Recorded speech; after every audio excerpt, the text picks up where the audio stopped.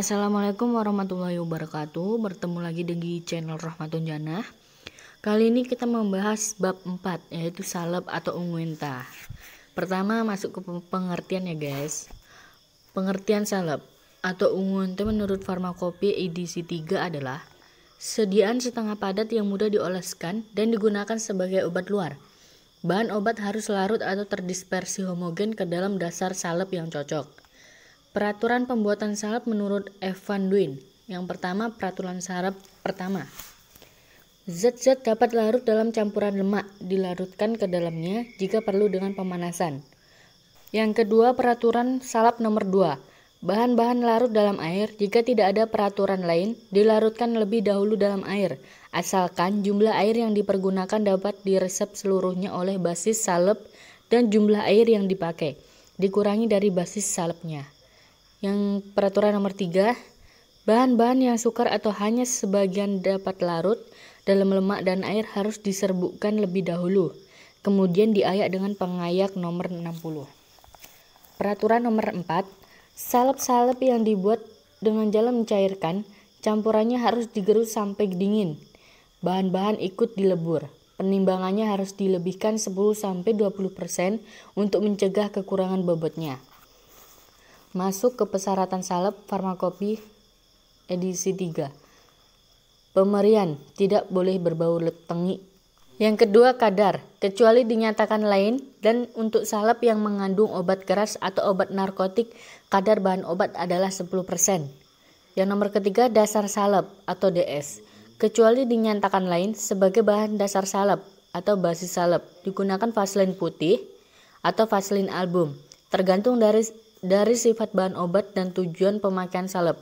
Dapat dipilih beberapa bahan dasar salep sebagai berikut.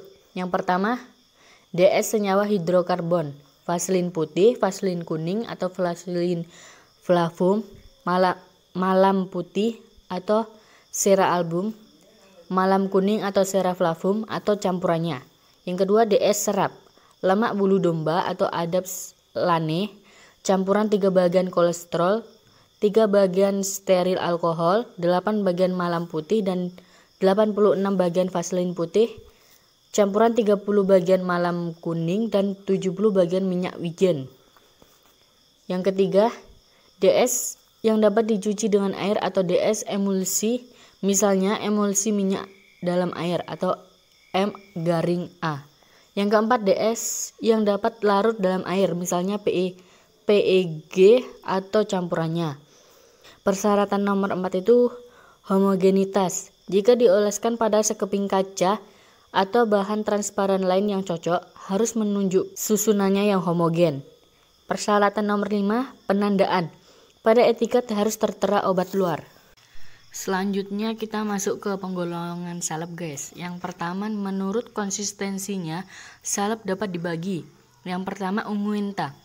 Salep yang mempunyai konsistensi seperti mentega, tidak mencair pada suhu biasa tetapi mudah dioleskan tanpa memakai tenaga. Yang kedua, krim. Salep yang banyak mengandung air, mudah diserap kulit, suatu tipe yang dapat dicuci dengan air. Yang ketiga, pasta. Salep yang mengandung lebih dari 50% zat padat atau serbuk, suatu salep tebal karena merupakan penutupan dan pelindungan bagian kulit yang diolesi. Yang keempat, serata. Salep berlemak yang mengandung persentase lilin atau wax yang tinggi sehingga konsistensinya lebih keras atau seratum labile. Yang kelima, gelones atau spume atau jelly. Salep yang lebih halus umumnya cair dan sedikit mengandung atau tanpa mukosa. Sebagian pelicin atau basis biasanya terdiri atas campuran sederhana dari minyak dan lemak dengan titik lebur rendah. Contoh, starch jellies, 10% amilum dengan air mendidih. Penggolongan yang kedua, menurut sifat farmakologi atau terapeutik dan penetrasinya salep dapat dibagi. Yang pertama, salep epidermic ointment atau salep penutup.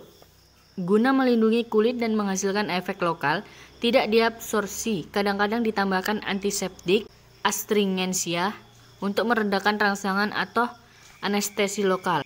Dosis yang baik adalah dosis senyawa hidrokarbon. Yang kedua, salep endodermis. Salep yang bahan obatnya menembus ke dalam kulit, tetapi tidak melalui kulit. Terabsorpsi. Sebagian digunakan untuk melunakkan kulit atau selaput lendir. Dosis yang terbaik adalah minyak lemak.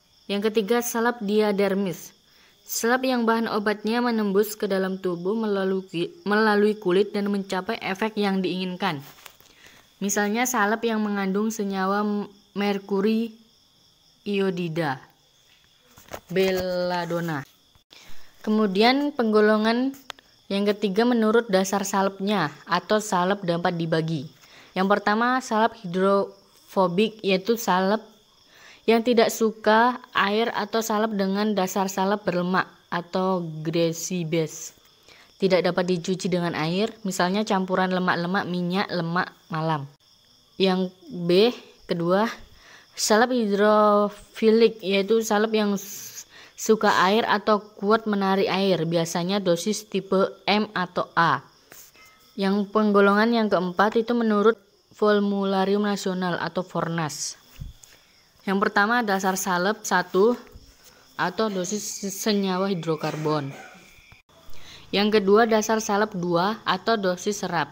Yang ketiga, dasar salep 3 atau dosis yang dapat dicuci dengan air atau dosis emulsi M atau A. Yang keempat, dasar salep 4 atau dosis yang dapat larut dalam air. Selanjutnya kita masuk ke kualitas dasar salep. Kualitas dasar salep yang baik adalah: yang pertama, stabil, tidak terpengaruh oleh suhu dan kelembapan, dan selama dipakai harus bebas dari inkompatibilitas. Yang kedua, lunak, harus halus dan homogen. Yang ketiga, mudah dipakai. Yang keempat, dasar salep yang cocok. Yang kelima itu dapat terdistribusi secara merata. Lanjut, cara pembuatan salep ditinjau dari zat khasiat utamanya. Itu ada dua ya. Yang pertama, zat padat dan zat cair.